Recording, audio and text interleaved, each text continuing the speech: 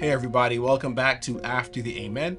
I'm Chris Moses, and today's episode is harder than usual, but more important. We're going to talk about Charlie Kirk. Yes, he was killed last week, and what his words meant in life, what damage they caused, and why Christians should hold truth accountable even after death. Many people are saying his words were taken out of context, but some of those words weren't minor. Supporters are denying or minimizing things he said about black people, women, immigrants, and other minorities. Yet, his public record shows accusations and evidence that those statements weren't isolated or accidental. He claimed Christianity as part of his identity, not just pundit, not just political commentator. That means when his words cross certain lines, Christians have a responsibility to respond. Integrity in speech isn't optional for believers. So here's what we need to ask. How much of what he said reshaped meaning so much that denial and out of context become tools to erase harm? When does the defense become distortion? And how do we care for people hurt by those statements, especially when the man is gone? We'll unpack what Orwellian really means, and we're going to go through specific examples of what Kirk said.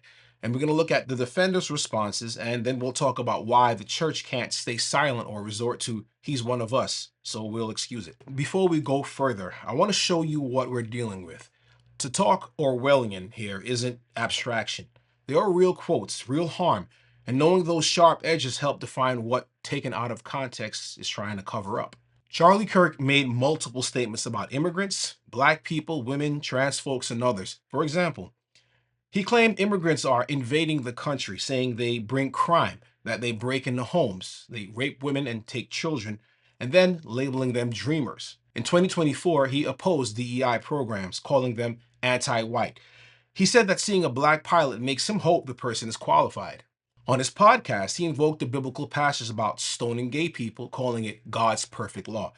When it comes to sexual matters, that wasn't a small slip. He made comments that suggest a belief in Western Christian cultural superiority. He said that not all cultures are equal, that civilization depends on Christianity. These aren't outliers. Taken together, they form patterns, stereotyping, fear inducing, accusations, moralizing, exclusion. Now, let's connect Orwellian. When freedom, patriotism, or Christianity show up in rhetoric, but then these kinds of statements accompany them, something shifts. The meanings stretch. They get hollowed out. When one says Christian nation, but also normalizes violence, or when immigrants become minor criminals in every narrative, that's not just debate, that's linguistic reshaping. So Orwellian here means manipulation, making certain groups other, redefining who counts as citizens, infusing fear and moral absolutes into words that used to be about human dignity. That's what we must hold up to the light. Now let's talk about the phrase we've all heard, taken out of context. You'll notice it's the go-to move whenever a leader's words spark outrage. And yes, sometimes that defense is fear. Everyone deserves the chance to clarify. But let's be honest. A lot of the pushback around Charlie Kirk isn't about nuance. It's about denial. People aren't saying, he phrased that poorly. They're saying, that's not what he meant, even when plain words are right there in front of us. Take his comment about immigrants. When you call people rapists, home invaders, and threats to children, no context makes that compassionate. That's fear rhetoric, plain and simple. Or when he points to a black pilot and says he hopes the person is actually qualified because of DEI. No context makes that a harmless joke. That's suspicion aimed at an entire community. Here's the trick. When defenders cry out of context, they shift the problem away from the speaker and onto the listener. Suddenly, the fault isn't in the words, it's in you for misunderstanding. That move turns accountability into a game of linguistic hide and seek. And this is where Orwell comes in. In 1984, meaning wasn't stable. Freedom is slavery, war is peace. Words can be flipped depending on what the party needed. When meaning can always be adjusted after the fact, accountability evaporates. That's exactly what's happening here. Out of context has become a catch-all to erase harm. It's a shield that lets a leader's words float free of their consequences. For Christians, this should be alarming. We can't claim truth matters while defending doublespeak. If words can always be redefined later, then they don't mean anything at all. And if they don't mean anything, they can't build trust, community, or witness. So what happens when words are twisted this way? What's the real cost? First, it fractures community. When rhetoric paints immigrants as criminals or women and minorities as suspect, it signals to followers. These groups aren't really us. That's not just political positioning. It creates suspicion inside churches, workplaces, and neighborhoods. People start to see one another as categories and not as human beings. Second, it erodes trust. If leaders can always fall back on out of context, then nobody knows what words mean anymore. Followers either accept the spin uncritically or they give up trying to parse that truth at all.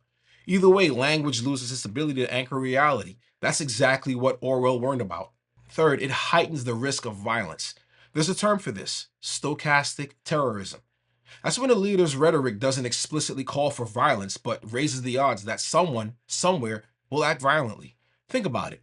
If you hear over and over again that immigrants are criminals or that LGBTQ people are threats to families, eventually someone in the audience will decide to do something about it. The speaker can claim innocence. I never told anyone to act. But the climate they created made action more likely. Finally, it bankrupts Christian witness. Kirk openly claimed to be a follower of Christ, so his words carried more than political weight. When Christians excuse or defend demeaning language because it comes from someone in our camp, the watching world notices. They see hypocrisy. They see a faith that seems to care more about protecting power than protecting people. This is the Orwellian cost: fractured community, lost trust, increased danger, and damaged witness. Words just don't describe reality, they shape it. And when words are weaponized, the wounds they leave behind are real. Some people will say, well, Kirk's gone now, so what's the point of digging this up? That's a fair question. But the truth is, the words he spoke didn't die with him. They're still circulating online. They're still shaping conversations in churches and communities, and they're still being defended. That's why Christians can't look away. Our responsibility isn't only about the person who said the words, it's about how we responded to the culture those words create. Here's what I mean. When someone who identifies as Christian speaks in ways that demean others and the church stays silent or makes excuses, we're not protecting truth. We're protecting image, and image has never saved anyone. This isn't about partisan politics, it's about discipleship. If we say we follow a teacher who called himself the truth, then we can't treat language like a disposable tool. Words carry life or death. They heal or they wound. And when Christians shrug off harmful rhetoric because it came from our side, we're basically telling the world that power matters more than people. Outsiders notice that. People on the margins notice that. It's one of the biggest reasons so many are walking away from the church. They don't see integrity, they see a double standard. So, no, we don't get to look away. We don't get to dismiss words as just politics. And we don't get to give someone a pass simply because they said the right faith label in public. If anything, the fact that Kirk claimed Christianity makes the stakes higher. It's a reminder that the credibility of the gospel is tied to whether Christians are willing to confront dishonesty, even when it's uncomfortable, even when it costs us. So, if the problem is this deep, what do we do about it? How do we push back against manipulative language without becoming cynical or hopeless ourselves? The first step is refusing to play the game. When you hear someone defend harmful rhetoric with out of context, ask for receipts. Look at the words directly, read the transcript, watch the clip, check the record. Don't settle for spin. Second, resist the pull of slogans. Orwell warned about language that shrinks thought. Today, that happens when complex issues get reduced to the one liners. They're invading. That's anti American. It's about faith and family. Those phrases, they sound strong, but they flatten reality. The antidote is curiosity, slowing down enough to ask, what does this really mean? Who does it harm? Who does it help? Third, take responsibility for how we use words. It's easy to critique politicians, but our own speech matters too. Are we careless with our language online? Do we use labels that dehumanize? Do we excuse dishonesty when it benefits our tribe? Integrity starts at home. And finally, we need to rebuild trust through honesty, not spin, not selective memory, just honesty. That might mean admitting when leaders we like said damaging things. It might mean apologizing when our own words cut too deep. It might mean refusing to pass along the latest viral soundbite until we've tested it for truth. None of this is flashy. It's not as exciting as outrage, but it's the work of discipleship. If Christians reclaim words with integrity, we can create spaces where truth doesn't have to fight uphill against manipulation, spaces where people can disagree without being enemies, spaces where community isn't fractured by lies. That's the path forward. It starts small, but it matters. We've covered a lot today. We've talked about Charlie Kirk's record, the words he used about immigrants, minorities, women, and others. We unpacked what Orwellian really means and how the out of context defense works, and the real world cost of letting words get twisted beyond recognition.